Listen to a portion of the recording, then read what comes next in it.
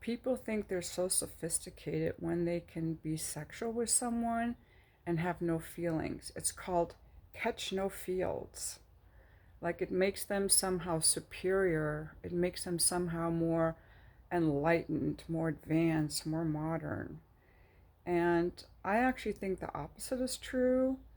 I think that the ability to shut off our emotions and not care about other people is a sign of emotional decline, being walled off, being avoidant, and just being shut down.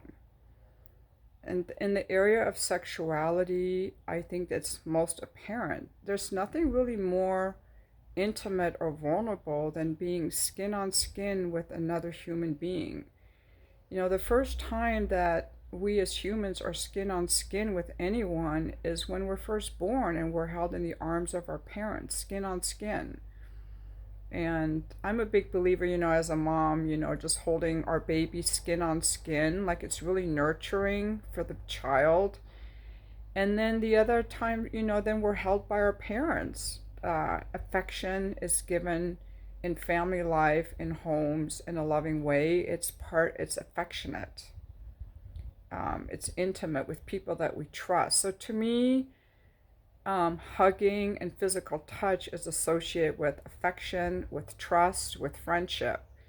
And then as we get older and hit our teenage years and start to feel attraction to the opposite sex, or if you're gay, the same sex, then that also gets infused with romantic feelings and with sexual feelings. It takes on a different dimension. However, the elements of touch that are intimate and affectionate are still there. You're just adding on the layer of sexuality. And then to do this with someone and not have any feelings, to me, that just seems very odd. I was never able to do it. I tried to do it, okay? I tried to do it. I wanted to be emotionally advanced enough. It wasn't for me about being emotionally shut off. I was actually going through like an emotional greater evolving of my emotional states. And I thought if I could just manage to be so emotionally evolved that I could be very open during sexual contact with someone and then just let them go and not care anything about them or think about them when they're gone. Kind of like an abandoned child, pretty much. Now that I think about it, it's like, okay, mommy and daddy are here. I love them, and now they're gone, and I have to try to not care or think about them. It reminds me of that. So, if you read my book, The Fuck List, or my rewrite, What I Did for Sex, I was really trying to work this when I got divorced. What was it, like 11 years ago? And I wanted to explore my sexuality, and I noticed that men, and I was hooking up with younger men. The older guys didn't ghost me, but the younger guys did for sure. And you can learn from my painful, stupid experiences, okay? You can tell me I was stupid. I was stupid. It was completely stupid. This is what I learned.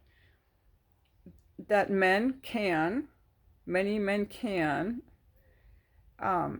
be very sensual in bed, very intimate, and then just blow the woman off like nothing ever happened. Like we just said hi on the street or shook each other's hand at a seminar. Whereas to me, I was like, we were very intimate with each other, and I have some feelings around our time together. Not that I wanted to date you, but I had some feelings, catching fields. And I was determined to figure out how I could be more like these men. And after 3 years of doing that, I realized I had the insight that, I have feelings, and that's a good thing. Why do I think that's a bad thing? That's a good thing. And because I have feelings and that's a good thing, I'm just not cut out for this hookup thing. I'm just not cut out for it. I often hear about people who just can go around hooking up, and I think they're devoid of feelings. I think I'm not going to say they're psychopathic, that's going way too far. I think they're emotionally walled off. I think they're disconnected from their hearts and from their feelings. And they just see other people as some kind of object.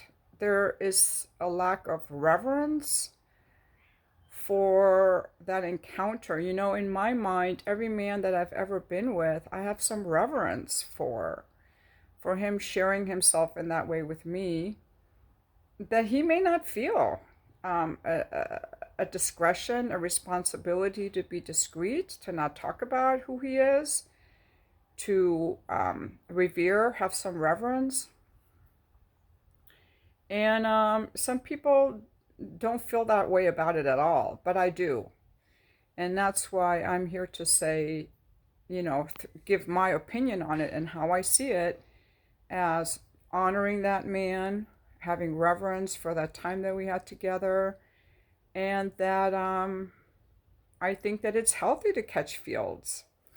And that can be a reason to not have sex so quickly with someone. It's because I'm going to catch some feels and I don't know you well enough to know that you're a person that I want to catch feels for. Like, are you, is it safe to catch feels with you? Are you just going to blow me off? Are you going to also feel that same reverence for that time together?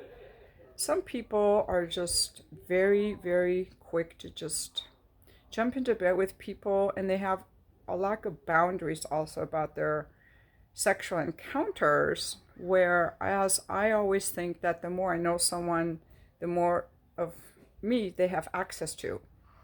But, when I hear about some of these young women that just jump into bed and hook up and just do everything on the first date with the guy, I'm like, that's just a lack of boundaries. That's not allowing things to develop, trust to develop.